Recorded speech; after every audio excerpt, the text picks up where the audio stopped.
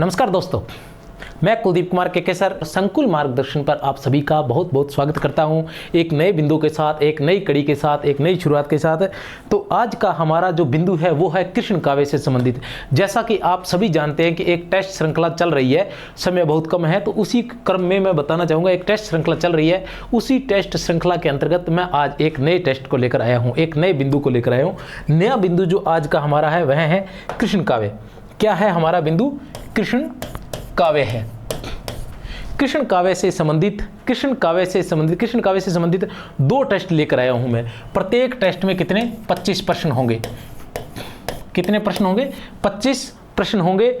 और जैसे ही देखा जाएगा कि इससे संबंधित अन्य अच्छे प्रश्न जैसे मिलेंगे, उसके अलावा और कोशिश यह रहेगी कि लगभग 100 प्रश्न जो महत्वपूर्ण प्रश्न है और जो अन्य परीक्षाओं में पूछे गए प्रश्न है वो प्रश्न आपको करवाए जाए। तो आज जो हमारा ये टेस्ट है यह कृष्ण काव्य भाग 1 है। कृष्ण काव्य का भाग 1 है जिसमें 25 प्रश्न होंगे। आप 25 प्रश्न लिख सकते हैं और जैसे जैसे मैं प्रश्न बोलता जाऊंगा आप उसके उत्तर लिख सकते हैं। आपके उत्तर सही होते हैं या गलत होते हैं, इस तरह से आप अपना मूल्यांकन कर सकते हैं। कोई बिंदु, कोई प्रश्न गलत होता है तो उस बिंदु को आप पुनः दोहरान कर सकते हैं। तो देख सकते हैं कि कृष्ण काव्य, तो जो कृष्ण है इसका सर्वप्रथम उल्लेख कहाँ मिलता है? इसका सर्वप्रथम उल्लेख ऋग्वेद में मिलता है। कहाँ मिलता है? कृष्ण का जो सर्वप्रथम उल्लेख है वो कहाँ मिलता है? ऋग्वेद में मिलता है। इसी के साथ आपको बता देना चाहता हूँ कि जो कृष्ण काव्य है वो कहाँ घूमता है। कृष्ण काव्य जो है वह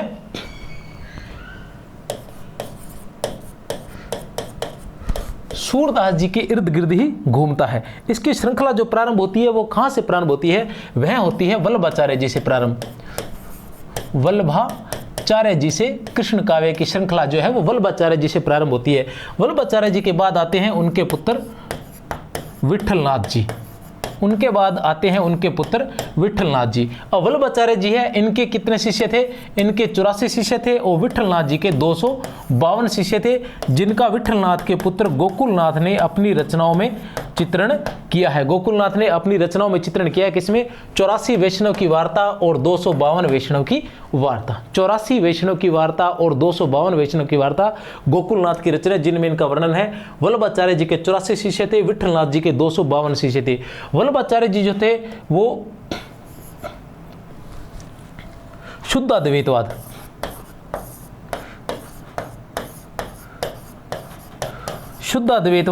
दर्शन से प्रभावित थे। शुद्ध अद्वैतवाद दर्शन था उनका, और उनका जो संप्रदाय था वो पुष्टि मार्गी संप्रदाय था। कौन सा संप्रदाय था? पुष्टि मार्गी संप्रदाय। इसके दो नाम थे, पुष्टि मार्गी संप्रदाय या वल्लभ संप्रदाय। पुष्टि मार्गी संप्रदाय या वल्लभ संप्रदाय, ये दो नामों से जाना जाता है। पुष्टि मार्गी संप्रदाय, पुष्टि मार्गी संप्रदाय, ये श्रीमद् भागवत से पुष्टि शब्द जो श्रीमद् भागवत से लिए गए। पुष्टि का अर्थ है पोषण, अर्थात भगवान का अनुग्रह प्राप्त करना। पोषण अर्थात भगवान का अनुग्रह प्राप्त करना। तो ये वल्लभाचार्य जी थे। इन्हीं के जो शिष्य थे, इनके 4 शिष्य थे और विठलनाथ जी के कितने शिष्य थे? 4। इन चारों को मिलाकर विठलनाथ जी ने 1565 ईस्वी में एक अष्टछाप की स्थापना की थी। किसकी स्थापना की थी? अष्टछाप की स्थापना की थी। इन्हें अष्टसखा के नाम से भी जाना जाता था। इन्हें अष्टसखा के नाम से भी जाना जाता था। क्यों जाना जाता था इन्हें अष्टसखा के नाम से? तो आपको बता देना चाहता हूँ। वल्लभाचार्य जी पूरे देश में घूमे थे। घूमने के बाद वो गोवर्धन पर्वत पर आए और वहां पूर्णमल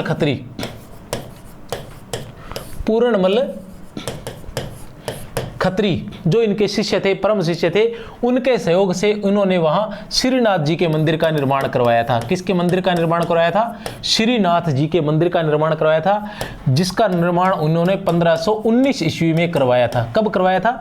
1519 ईस्वी में श्रीनाथ जी के मंदिर का निर्माण करवाया था। और वहां पर अष्टयाम की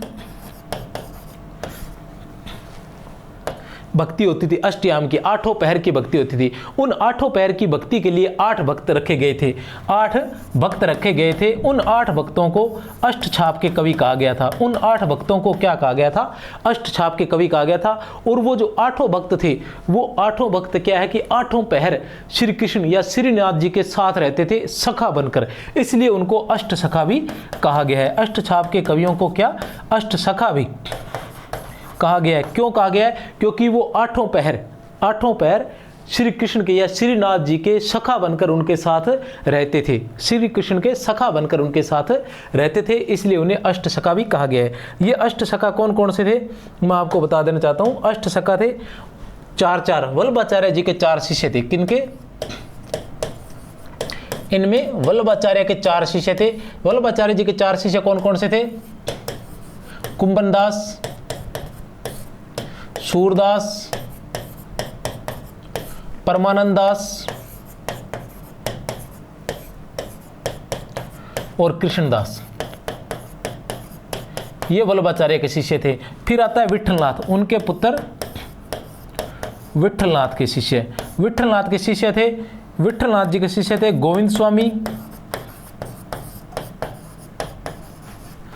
छीत स्वामी, चतुर्भुजदास और नंददास।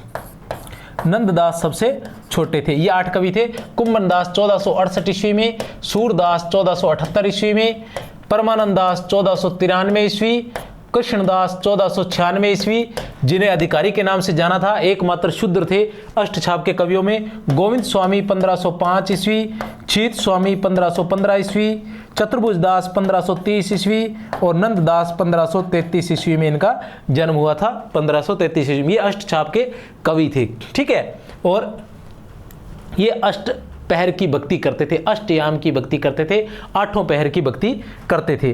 वो 8 पहर की भक्ति क्या थी? 8 पहर की भक्ति थी, उसमें सबसे पहले हमारे पास आता है अष्टयाम की भक्ति। अष्टयाम की जो भक्ति है उसमें सबसे पहले आता है मंगलाचरण।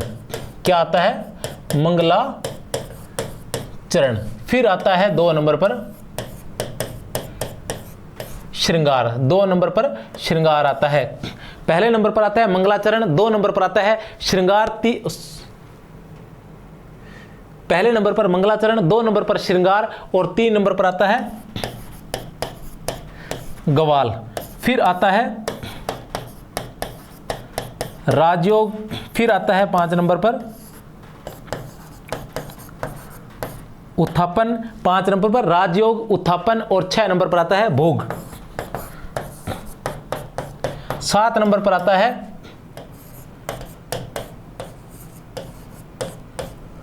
संध्या और 8 नंबर पर आता है शयन। संध्या आरती भी कह सकते हैं। ठीक है, ये थे अष्टयाम की भक्ति। अष्टयाम मंगलाचरण होता था सबसे पहले, फिर श्रृंगार होता था, फिर गवाल, फिर राजयोग, फिर उत्थापन, फिर भोग, फिर संध्या आरती और शयन। ये 8 पहर की भक्ति थी और वो 8 भक्त करते थे, जिन्हें अष्टछाप के कवि या अष्टसखा कहा जाता था। ये था कृष्ण काव्य के संबंधित थोड़ा सा, और आगे चलते हैं। शुरुआत करते हैं प्रश्न संख्या 1 से। क्या है प्रश्न संख्या 1? प्रश्न संख्या 1 है कि इन मुसलमान हरिजनन पर कोटिक हिंदू वारिये। इन मुसलमान हरिजनन पर कोटिक हिंदू वारिये भारत हिंदू की प्रसिद्ध पंक्ति किन कवियों को संकेतित करके लिखी गई है? कुतुबन तथा मंजन को, आलम तथा मुल्ला दाऊद को, रसखान तथा रहीम को, नूर मोहम्मद तथा उस्मान दाऊद को। किसको लिखकर लिखी गई है? आप बता सकते हैं किसको लिखकर लिखी गई है। मैं ज़्यादा समय आप लोगों को नहीं दूंगा, वैसे भी आप लोगों की रिक्वेस्ट आई हुई है, आप लोगों का कमेंट्स आए हुए कि सर समय कम है और थोड़ा सा जल्दी करवा दीजिए। तो रसखान तथा रहीम, रसखान तथा रहीम को देखकर इन्होंने कहा था कि इन मुसलमान हरिजनन पर कोटिक हिंदू वारिये। प्रश्न संख्या 2 है। प्रश्न संख्या 2 क्या कहता है हमें? प्रश्न संख्या 2 कह रहा है कि रसखान वास्तव में रस की खान है। रसखान जो है वो वास्तव में रस की खान है, ऐसा किसने कहा है? हजारी प्रसाद द्विवेदी ने, डॉक्टर रामकुमार वर्मा ने, डॉक्टर रामस्वरूप चतुर्वेदी ने, आचार्य रामचंद्र शुक्ल ने। किसने कहा है ऐसा? फटाफट बता दीजिए किसने कहा है। रसखान वास्तव में रस की खान है। रसखान जो है वो वास्तव में रस की खान है, ऐसा किसने कहा है? ऐसा कहा है डॉक्टर रामकुमार वर्मा ने। किसने कहा है ऐसा? डॉक्टर रामकुमार वर्मा कहते हैं कि रसखान जो है वो वास्तव में रस की खान है। प्रश्न संख्या 3। प्रश्न संख्या 3 है हमारे पास, जब तुम मदन मोहन करी टेरो, जब तुम मदन मोहन करी टेरो, यह सुनी के छर जाऊं, हो तो तेरे घर को डाडी, हो तो तेरे घर को डाडी, हो तो तेरे घर को डाडी। देख सकते हैं कौन है ये पंक्तियां, किसकी है? परमानंद दास की है, चतुर्भुज दास की है, सूरदास की है या कृष्णदास की है? परमानंद दास, चतुर्भुज दास, सूरदास या कृष्णदास की है? किसकी है ये पंक्तियां?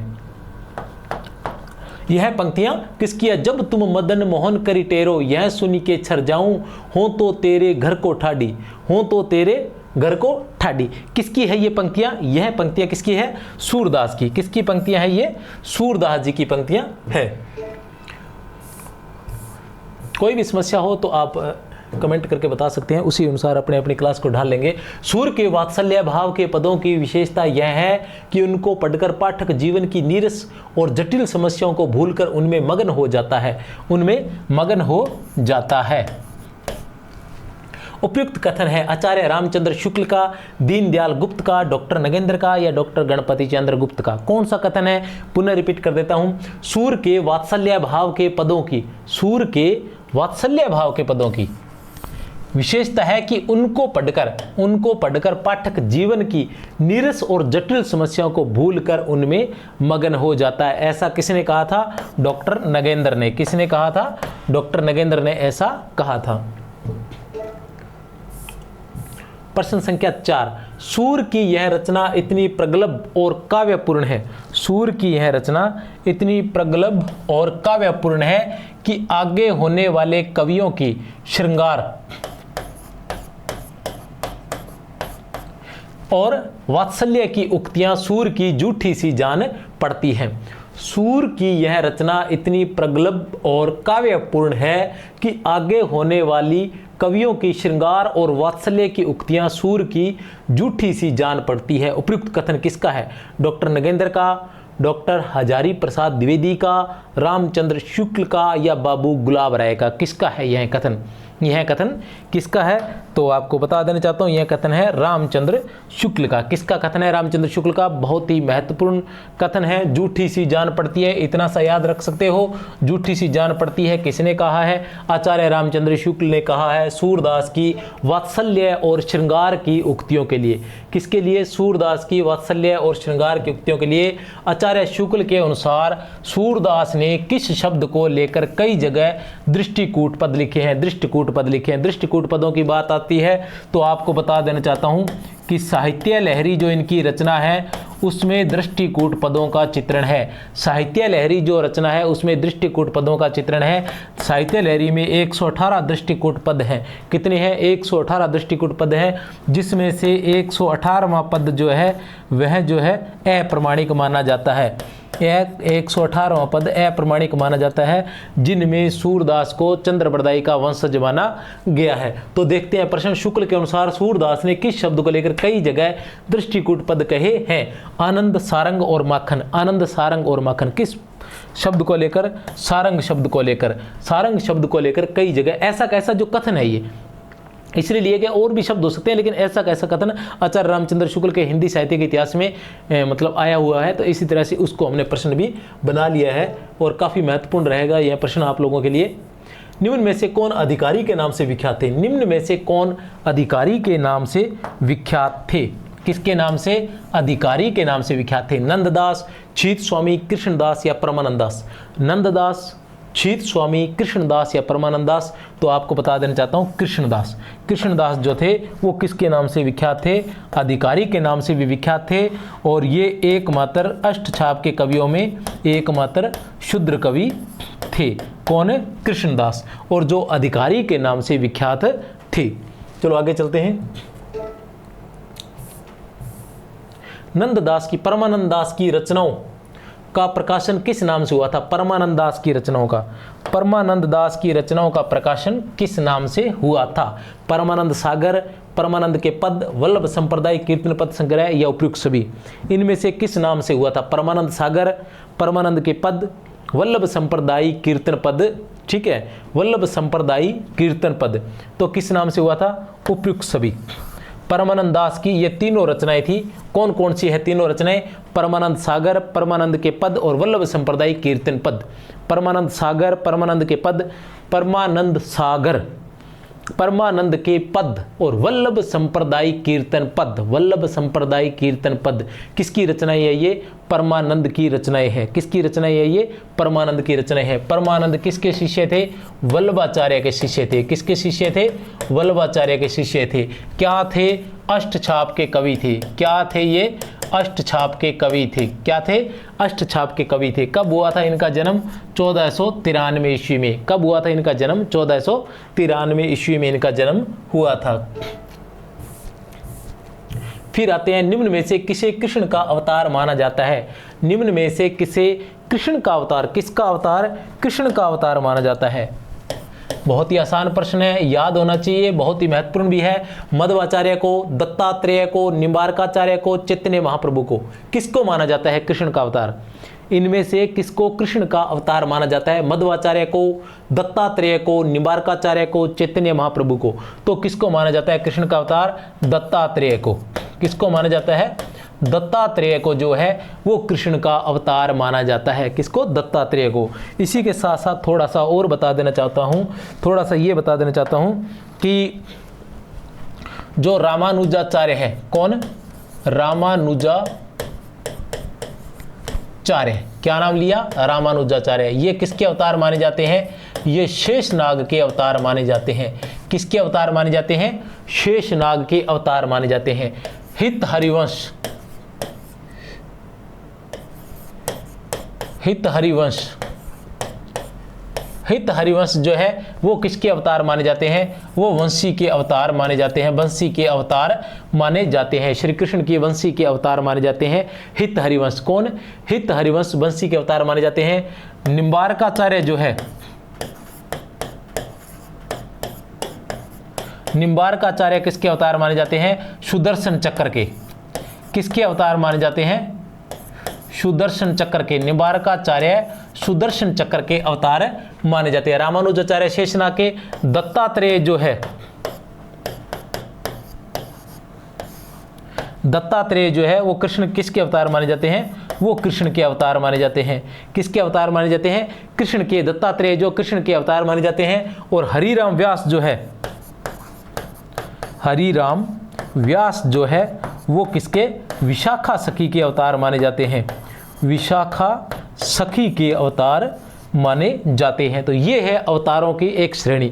कृष्ण काव्य के अंतर अलग अलग लोगों को अलग अलग अवतार माना गया, वो आप देख सकते हैं कि रामानुजाचार्य को शेषनाग का अवतार माना जाता है। हित हरिवंश को वंशी का अवतार माना जाता है। हित हरिवंश रामानुजाचार्य जिन्होंने श्री संप्रदाय की स्थापना की थी। हित हरिवंश जिन्होंने राधा वल्लभ संप्रदाय की स्थापना की थी। निम्बार्काचार्य जिन्होंने निम्बार्क संप्रदाय की स्थापना की थी। सुदर्शन चक्र क्या है? निम्बार्काचार्य जिन्होंने निम्बार्क संप्रदाय की या सनकादि संप्रदाय की स्थापना की थी, इनका सुदर्शन चक्र। इनको क्या माना जाता है? सुदर्शन चक्र। दत्तात्रेय को क्या माना जाता है? कृष्ण माना जाता है। दत्तात्रेय को कृष्ण का अवतार माना जाता है। हरिराम व्यास को विशाखा सखी का अवतार माना जाता है। हरिराम व्यास को विशाखा सखी का अवतार माना जाता है। देखते हैं प्रश्न संख्या 10 क्या कहता है। प्रश्न संख्या 10, प्रश्न संख्या 10 कहता है कि सुमेलित कीजिए। प्रश्न संख्या 10 क्या कहता है? कि सुमेलित कीजिए। प्रश्न संख्या 10 है सुमेलित कीजिए। अब हम सुमेलित करते हैं। सुमेलित करने में हम देखते हैं कि अब हमें क्या आता है ये देखना है इनमें से कि परमानंद दास का जन्म कहाँ हुआ था, कृष्णदास का जन्म कहाँ हुआ था, नंददास का जन्म कहाँ हुआ था, गोविंद स्वामी का जन्म कहाँ हुआ था। परमानंद दास का जन्म कहाँ हुआ था, नंददास का जन्म कहाँ हुआ था, गोविंद स्वामी का। तो इनमें से जो महत्वपूर्ण है वो है नंददास, क्योंकि जो अगर हिंदी व्याख्याता की परीक्षा की बात करते हैं या वैसे भी बात करते हैं तो नंददास की सर्वाधिक रचनाएं मानी जाती है। सर्वाधिक लिखने वाले कृष्ण काव्य में नंददास थे, इन्होंने सर्वाधिक रचनाओं की रचना की थी। तो जब ऐसी बात आती है तो नंददास के बारे में, और वैसे भी अगर हिंदी व्याख्याता की बात आती है आरपीसी, तो उसमें क्या है कि नंददास और सूरदास को विशेष रूप से दिया गया है। ऐसी स्थिति में नंददास महत्वपूर्ण हो जाता है और उसके बारे में हमें सर्वाधिक ज्ञान होना चाहिए। तो नंददास जो है, नंददास की जन्म कहाँ हुआ था? रामपुर गांव में। रामपुर गांव शुक्र क्षेत्र में नंददास जी का जन्म कहाँ हुआ था? रामपुर गांव शुक्र क्षेत्र में, मतलब सी का 1। तो सी का 1 कहाँ है? इन दो में। तो ये दो हमारे हाथ में आ गए, ये दोनों गलत हो गए। वैसे ही इसमें ये देखने में बड़ा कठिन लगता है पर होता बड़ा आसान है, क्योंकि इसमें एक पकड़ाते ही बाकी गलत हो जाते हैं, फिर उनमें हमें देखना होता है कि कौन सा सही है। अब देखिए, जैसे हमें नंददास का जन्म पता था कि रामपुर गांव शुक्र क्षेत्र, तो सी का 1 वाले 2 ही है, बाकी नहीं है। इसका मतलब ये दोनों गलत हो गए। इनको देखने की आवश्यकता अब हमें नहीं है। अब उत्तर जो निकलेगा इन दोनों में से निकलेगा। अब हमें एक और देखना है कि ऐसा कौन सा हमें याद हो सकता है। दूसरा हम मान सकते हैं कि हमें गोविंद स्वामी याद है। दूसरा हम मान सकते हैं कि हमें गोविंद स्वामी याद है। तो गोविंद स्वामी की जब हम बात करते हैं गोविंद स्वामी की जब हम बात करते हैं तो गोविंद स्वामी का जन्म हुआ था आंतरी गांव भरतपुर में। गोविंद स्वामी का जन्म हुआ था आंतरी गांव भरतपुर में। तो ये D3 आ गया, D का 3 आ गया। अभी भी अब समस्या आ रही है, 2 तो हो गए, अभी भी समस्या आ रही है क्योंकि ये दोनों सही है, C का 1 है, D का 3 सही है। ठीक है, अब आगे और चलना पड़ेगा। उसके लिए हमें एक और देखना पड़ेगा कि कृष्णदास जी या परमानंद दास, किसी एक का जन्म हमें फिर से याद होना चाहिए। कृष्णदास या परमानंद दास, कृष्णदास या परमानंद दास। तो कृष्णदास की बात हम करते हैं तो कृष्णदास कहाँ के थे? कृष्णदास जी जो थे चिलोत्रा गांव के थे, रामनगर चिलोत्रा गांव के कृष्णदास थे। तो B का 4 कौन सा है? ये, इसलिए B उत्तर हो गया। इसका उत्तर क्या हुआ? B। सुमेलित कीजिए, इसका उत्तर हुआ B। और बच्चा परमानंद दास, तो ये परमानंद दास के कहाँ के थे? कन्नौज उत्तर प्रदेश के। परमानंद दास जो थे वो कन्नौज उत्तर प्रदेश के थे। बाकी चीजें परमानंद दास के बारे में मैंने अभी बताई थी, ठीक है ना। कहाँ के थे? कन्नौज उत्तर प्रदेश के।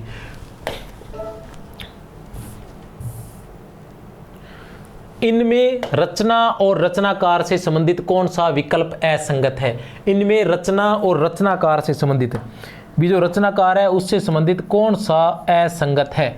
रास पंचाध्यायी नंददास, हित तरंगिणी सेनापति, विज्ञान गीता केशवदास, ध्यान मंजरी अग्रदास। कौन सा असंगत है? आपने क्या देखना है, कौन सा असंगत है। तो बता देना चाहता हूं, हित तरंगिणी जो है वो किसका है? कृपाराम का है। हित तरंगिणी जो है वो किसका है? कृपाराम की रचना है। हित तरंगिणी किसकी रचना है?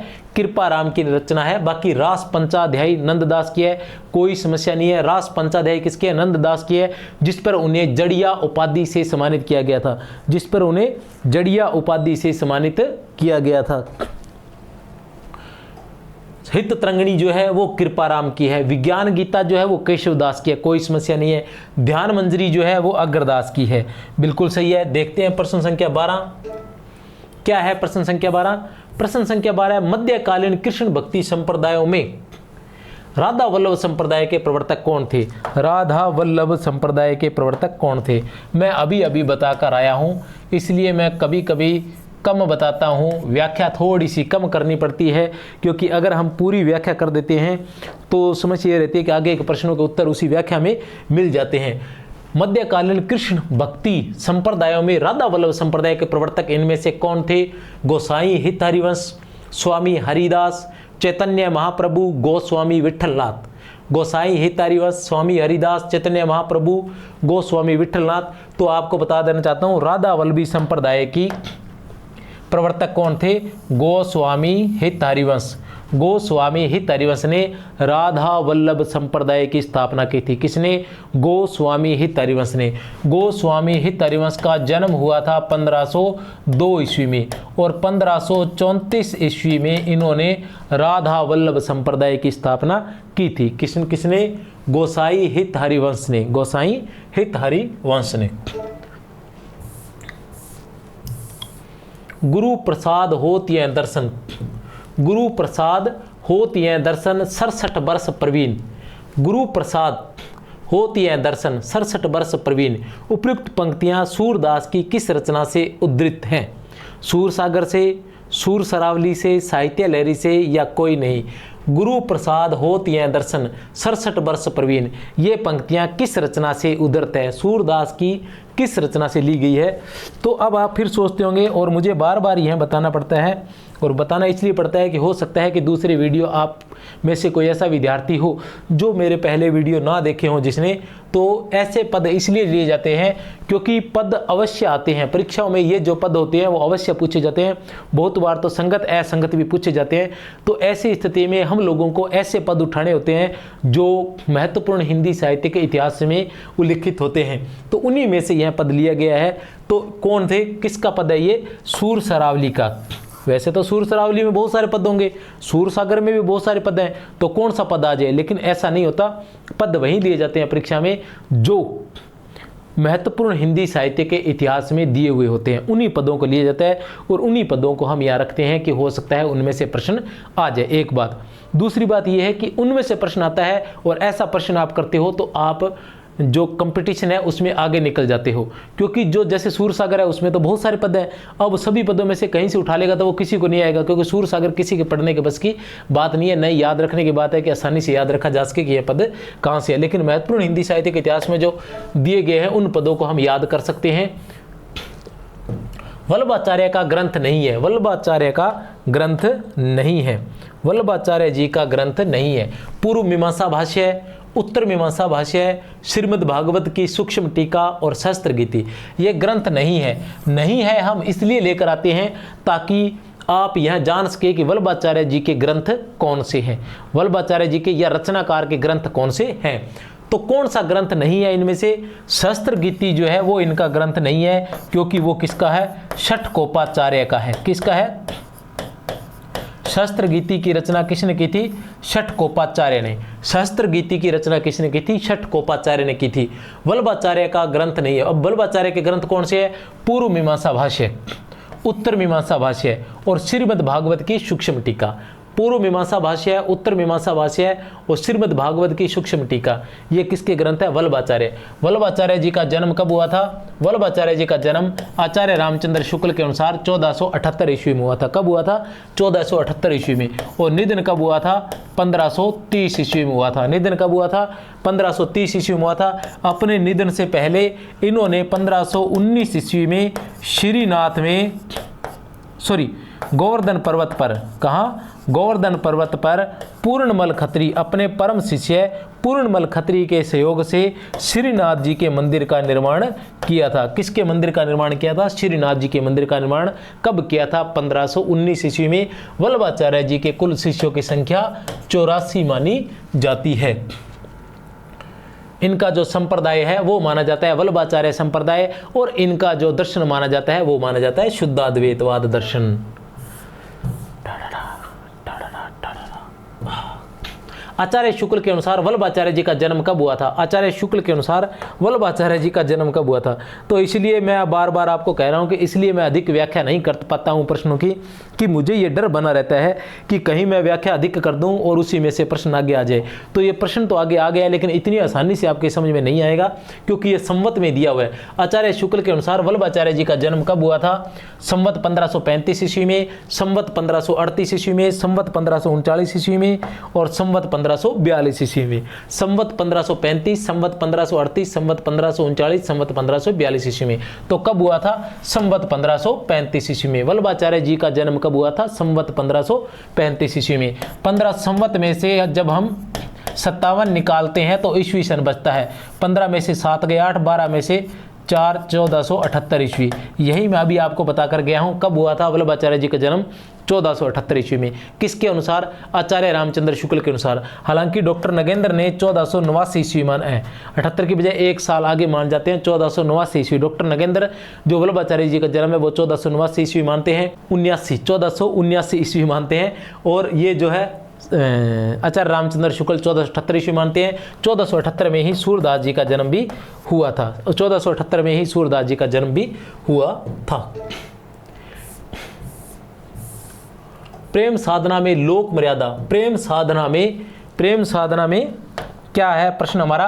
प्रेम साधना में लोक मर्यादा, वेद मर्यादा दोनों का त्याग किसने विधेय ठहराया है?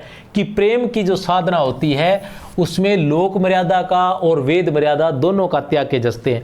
तो आचार्य रामचंद्र शुक्ल अपने हिंदी साहित्य के इतिहास में लिखते हैं कि कृष्ण भक्त जो थे उन्होंने कृष्ण के, हालांकि कृष्ण के अन्य रूपों पर, तो इस काल में अधिकतर जो रचनाएं लिखी गई थी वो फुटकल रचनाएं लिखी गई थी, प्रबंध काव्य या खंड काव्य नहीं लिखे गए थे। कारण ये था कि इस काल के जितने भी भक्त थे वो श्री कृष्ण की श्रृंगार संबंधी रचनाएं लिखने में ही अपने आप को भक्त समझने लगे या मगन रहने लग गए थे। तो उन्होंने अधिकतर श्रृंगार संबंधी ही रचनाएं लिखी थी, जीवन के अन्य पक्षों की तरफ उनका ध्यान बिल्कुल नहीं गया था। उन्होंने कृष्ण के लोक रक्षक रूप की बजाय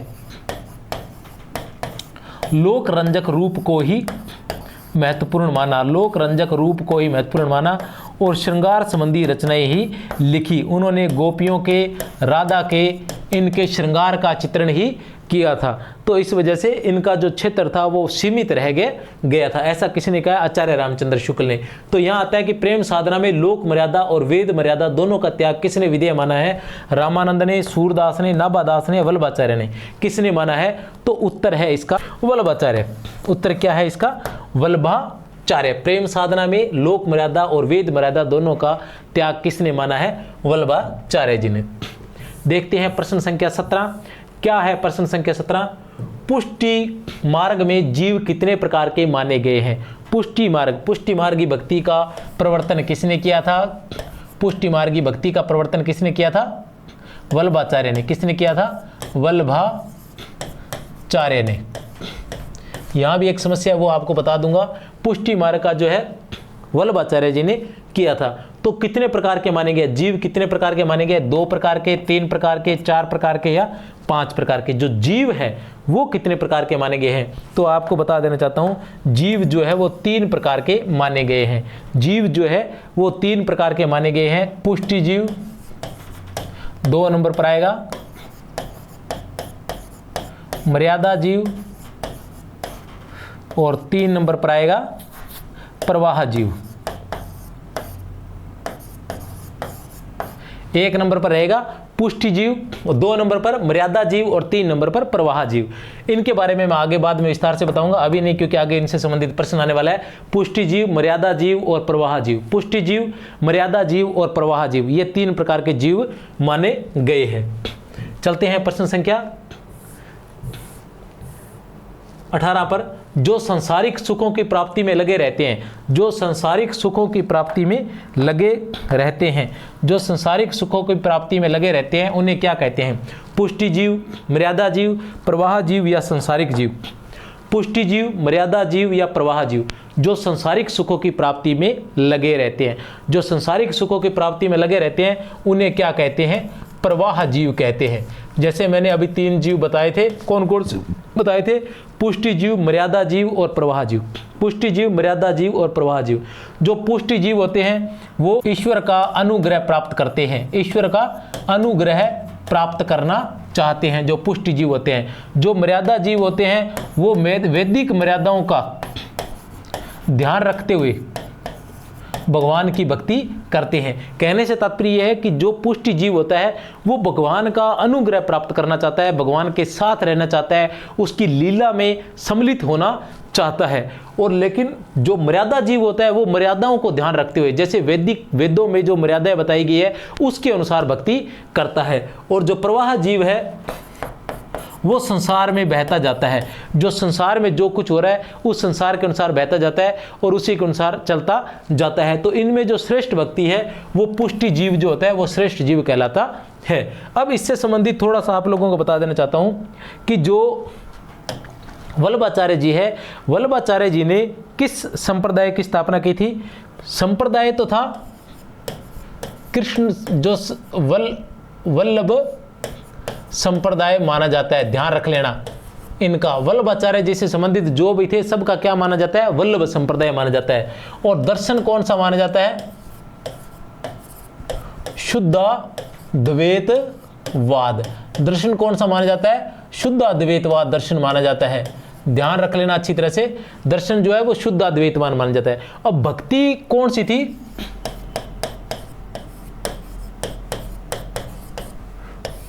पुष्टि मार्गी भक्ति थी। कौन सी भक्ति थी? पुष्टि मार्गी भक्ति थी। अब एक आता है अष्टछाप। अष्टछाप के कितने कवि थे? 8 कवि थे। यहां एक प्रश्न पूछ लिया जाता है कि सूरदास की भक्ति थी, सूरदास की भक्ति थी,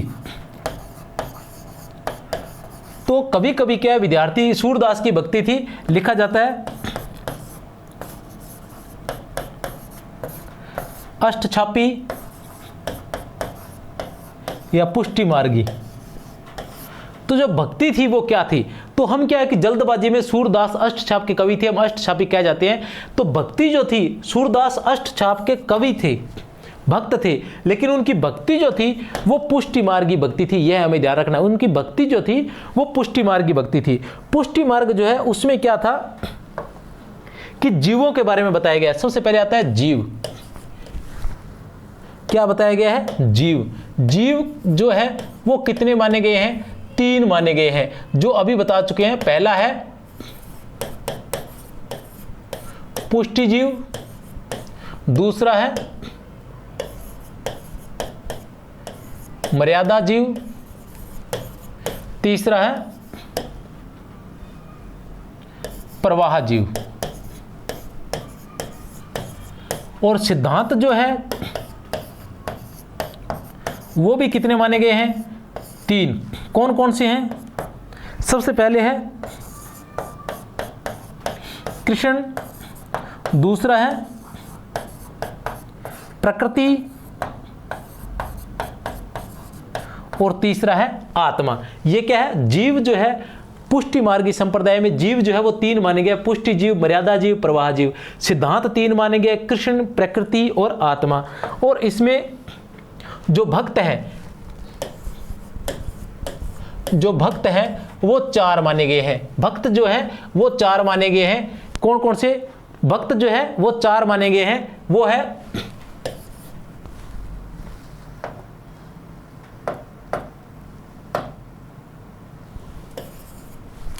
भक्त जो है वो 4 माने गए। कौन कौन से हैं? प्रभाव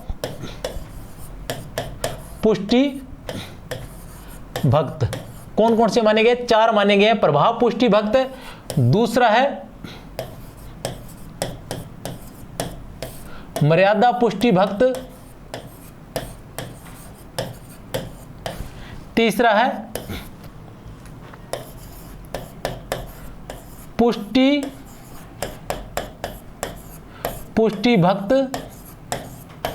और 4 नंबर पर है शुद्ध पुष्टि भक्त। ये 4 प्रकार के भक्ति या 4 प्रकार की भक्ति भी मानी गई है। वैसे उन्होंने नारदीय भक्ति सूत्र के अनुसार 11 जो प्रकार की भक्ति है वो मानी गई है, और साथ में ये 4 प्रकार के भक्त माने गए। 11 सूत्री भक्ति भी मानी गई है और 4 भक्त माने गए। कौन से? प्रभाव पुष्टि भक्त, मर्यादा पुष्टि भक्त, पुष्टि भक्त और शुद्ध पुष्टि भक्त। प्रभाव पुष्टि भक्त जो है वो संसार के प्रभाव में रहते हुए भक्ति करता है, संसार का प्रभाव भी रहता है, साथ में भक्ति करता है। जैसे लगभग 99% या 100% लोग जो है वो ये संसार में रहते हुए ही अपनी भक्ति चलाते रहते हैं, अपनी डफली बजाते रहते हैं। मर्यादा पुष्टि भक्त, इसमें क्या होता है? मर्यादा में बंध जाता है। भक्त जो होता है वो मर्यादा, वैदिक जो मर्यादाएं हैं भी क्या क्या, जैसे जिस भक्ति को करना है, कृष्ण भक्ति के लिए हमें किन किन मर्यादाओं में रहते हुए कृष्ण की भक्ति की जा सकती है, तो वो वैदिक मर्यादाओं में बंध जाता है। पुष्टि भक्ति क्या होती है? इसमें जो भक्त होता है उसको भगवान का अनुग्रह प्राप्त हो जाता है, भगवान का अनुग्रह प्राप्त हो जाता है। और शुद्ध पुष्टि है, इसमें भगवान का अनुग्रह प्राप्त होने के बाद भी वह उसकी भक्ति में मगन रहता है। अनुग्रह प्राप्त होने के बाद भी वह उसकी भक्ति में मगन रहता है, उसकी भक्ति में मगन रहता है, क्योंकि वह उसका सानिध्य प्राप्त करना चाहता है। और यही भक्ति जो है वो सर्वश्रेष्ठ भक्ति मानी जाती है। यही भक्ति जो है वो सर्वश्रेष्ठ भक्ति मानी जाती है। इसके अलावा इन्होंने, उसके बारे में मैं पहले बता चुका हूँ कि जो पुष्टि मार्ग था उसके अंदर जो भक्ति थी वो अष्टयाम की भक्ति थी, उसके बारे में मैं आपको पहले ही बता चुका हूँ। अब देखते हैं प्रश्न संख्या 19। क्या है प्रश्न संख्या 19? प्रश्न संख्या 19 है, वल्लभाचार्य ने किस दर्शन को महत्व दिया? वल्लभाचार्य ने किस दर्शन को महत्व दिया? इसलिए फिर मैं वही बात आ गई, इसलिए मैं बताता नहीं हूँ, क्योंकि फिर उत्तर आ जाता है। फिर भी देखो आप बता पाते हो नहीं बता पाते हो। अद्वैतवाद, द्वैतवाद, विशिष्टाद्वैतवाद, शुद्धाद्वैतवाद, अद्वैतवाद, द्वैतवाद, विशिष्टाद्वैतवाद या शुद्धाद्वैतवाद, इसकी ट्रिक भी मैं पहले आप लोगों को बता चुका हूँ। तो वल्लभाचार्य ने किस दर्शन को महत्व दिया था? वल्लभाचार्य जी ने शुद्धाद्वैतवाद को महत्व दिया था। किसको दिया था? शुद्धाद्वैतवाद को महत्व दिया था वल्लभाचार्य जी ने। प्रश्न संख्या 20 क्या है? प्रश्न संख्या 20 कि निम्न में से किस रचना की कथा श्रीमद् भागवत से ग्रहित है? निम्न में से किस रचना की कथा श्रीमद् भागवत से ग्रहित है? श्याम सगाई, सुदामा चरित, रूप मंजरी, वीरा मंजरी। श्याम सगाई, सुदामा चरित, रूप मंजरी, वीरा मंजरी, तो किससे ग्रहित है? सुदामा चरित। सुदामा चरित की जो कथा है वो किससे है? श्रीमद् भागवत से ग्रहित है। प्रश्न संख्या 21। प्रश्न संख्या 21, नंददास कृत रचनाएं हैं रुक्मिणी मंगल, भंवर गीत, रास पंचाध्याय। रुक्मिणी मंगल, भंवर गीत, रास पंचाध्याय, सुदामाचरित, श्याम सगाई, अनेकार्थ मंजरी, रूप मंजरी, राम मंजरी, विरह मंजरी, नाम मंजरी कौन सी है? नंददास कृत रचनाएं हैं। कौन सी जो रचनाएं हैं वो नंददास कृत है? कौन सी रचनाएं नंददास कृत है? तो आपको बता देना चाहता हूं कि उपयुक्त सभी जो रचनाएं हैं वो नंददास कृत रचनाएं हैं। और जब यह प्रश्न आप पढ़ो तो आपने ये सभी, ऐसे नहीं ध्यान रखना कि उपयुक्त सभी है, आपने क्या ध्यान रखना है कि सभी रचनाएं नंददास कृत है, तो हमें याद रखनी है। कौन कौन सी है? रुक्मिणी मंगल, भंवर गीत, रास पंचाध्यायी, सुदामाचरित, श्याम सगाई, अनेकार्थ मंजरी, रूप मंजरी, राम मंजरी, विरह मंजरी, नाम मंजरी, सभी रचनाएं किसकी है? नंददास जी की है। प्रश्न संख्या 22, क्या है प्रश्न संख्या 22? हित 84 रचना के रचयिता है कौन है? हित 84 रचना के रचयिता कौन है बता सकते हैं? हित हरिवंश गोस्वामी, हरिराम व्यास, दामोदर व्यास या हरिदास निरंजनी। हित 84 रचना के रचनाकार कौन है? हित 84 रचना के रचनाकार कौन है? तो हित हरिवंश गोस्वामी। कौन है? हित हरिवंश गोस्वामी हित 84 रचना के रचनाकार है। 23 नंबर पर है, बड़ो अभाग्य अनन्य सभा को उठी गयो ठाठ सिंगार। बड़ो अभाग्य अनन्य सभा को उठी गयो ठाठ सिंगार किसकी मृत्यु पर? हित हरिवंश की मृत्यु पर यह पंक्ति किसने कही थी? हित हरिवंश कौन थे? राधा वल्लभ संप्रदाय के संस्थापक थे। कौन थे? राधा वल्लभ संप्रदाय के, जिनका जन्म 1502 में, राधा वल्लभ संप्रदाय की स्थापना जिन्होंने 1534 में की थी। बड़ो अभाग्य अनन्य सभा को उठी गयो ठाठ सिंगार, ये पंक्ति किसने कही थी? चतुर्भुज दास ने, हरिराम व्यास ने, दामोदर व्यास ने या ध्रुव दास ने? किसने की थी? हरिराम व्यास ने। यह पंक्ति किसने कही थी? हरिराम व्यास ने। हित हरिवंश की मृत्यु पर हरिराम व्यास ने कहा था, हित हरिवंश की मृत्यु पर हरिराम व्यास ने कहा था कि बड़ो अभाग्य अनन्य सभा को उठी गयो ठाठ सिंगार। प्रश्न संख्या 24, क्या है प्रश्न संख्या 24? हित हरिवंश से संबंधित संगत कथन है। हित हरिवंश से संबंधित संगत कथन है, इनका जन्म मथुरा से 4 मील दूर बाद गांव में 1502 ईस्वी में हुआ था। बाद गांव में 1502 ईस्वी में हुआ था। इनका विवाह रुक्मिणी देवी के साथ हुआ था। इन्होंने राधा वल्लभ संप्रदाय की स्थापना की थी, 1534 वृंदावन में की थी। उपयुक्त सभी, तो कौन सा संगत कथन है? संगत कथन कौन सा है? उपयुक्त सभी। उपयुक्त सभी जो है वो संगत कथन है। प्रश्न संख्या 25, क्या है प्रश्न संख्या 25? प्रश्न संख्या 25 है, आचार्यों की छाप ली हुई 8 वीणाएं श्री कृष्ण की प्रेम लीला का कीर्तन करने उठी, जिसमें सबसे ऊंची, सुरीली और मधुर तान अंधे कवि सूरदास की थी। सबसे ऊंची और मधुर तान अंधे कवि सूरदास की वीणा की थी। सूरदास के लिए उपयुक्त कथन किसका है? डॉक्टर नगेंद्र का, आचार्य रामचंद्र शुक्ल का, हजारी प्रसाद द्विवेदी का या रामस्वरूप चतुर्वेदी का? किसका कथन है यह? तो यह कथन है आचार्य रामचंद्र शुक्ल का। किसका कथन है? आचार्य रामचंद्र शुक्ल का। आचार्य रामचंद्र शुक्ल क्या कहते हैं? आचार्यों की छाप ली हुई 8 वीणाएं श्री कृष्ण की प्रेम लीला का कीर्तन करने उठी। आचार्यों की छाप ली हुई 8 वीणाएं श्री कृष्ण की प्रेम लीला का कीर्तन करने उठी, जिसमें सबसे ऊंची, सुरीली और मधुर तान अंधे कवि सूरदास की वीणा की है। बहुत ही महत्वपूर्ण है। तो ये हमारे 25 प्रश्न हुए। कृष्ण काव्य का टेस्ट 1 हो गया और इसी के पीछे पीछे कृष्ण काव्य का टेस्ट 2 भी आ जाएगा जल्द से जल्द, जिसमें 25 प्रश्न होंगे। आशा करता हूं आपका जो टेस्ट है वो बहुत अच्छा हुआ होगा, अधिक से अधिक प्रश्न आपके सही हुए होंगे। प्रश्नों की जो श्रृंखला है वो कैसी लग रही है, किस तरह के प्रश्न आपको और जरूरत है या किस तरह के प्रश्न बनाए जाए जो अति महत्वपूर्ण हो सकते हैं, आपकी कोई भी अगर सलाह रहेगी तो वो आप हमारे लिए आमंत्रित रहेगी। तो इसी के साथ बहुत बहुत शुभकामनाओं के साथ, दिल से शुभकामनाओं के साथ आप विजय हासिल करो। जय हिंद, जय भारत।